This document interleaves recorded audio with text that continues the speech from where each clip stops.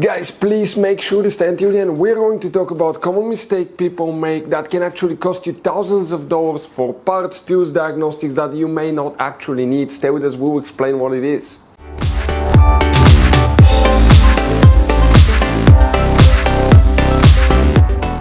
Hey guys, welcome back to Auto Repair guys. Super quick, very helpful video for any of you trying to find guys where the fuse for the dash quark, also known as analog quark, right here on the Mercedes C-Class Generation W205 is located. Stay with us, we'll talk about that. We'll share information about hidden fuse boxes guys, information that can potentially save you thousands of dollars in repairs as well.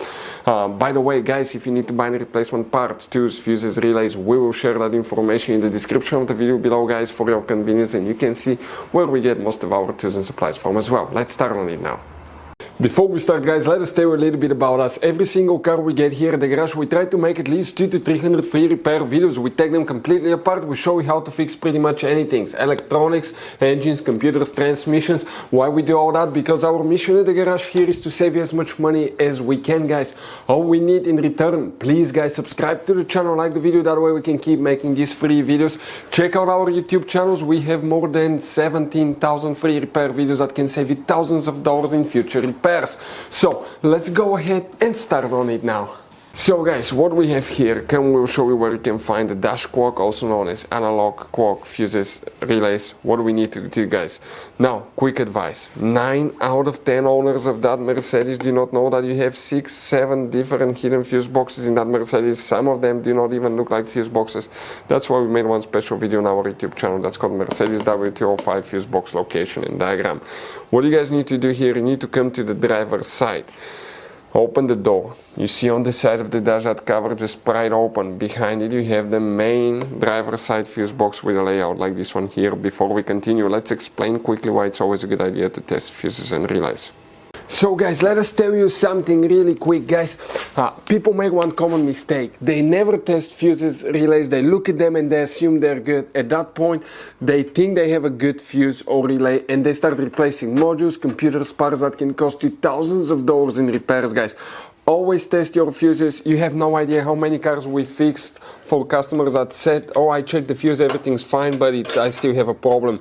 Now, some fuses are super hard to see if they're burnt or not. Some of them will be really easily accessible. You can clearly see them, but there will be fuses that are not see-through, fuses that may look like they're not burned, but they're actually burned. And often, guys, you can actually even test these fuses. Okay, let me show you now without even removing them, but it's very important to know how to test different fuses and relays.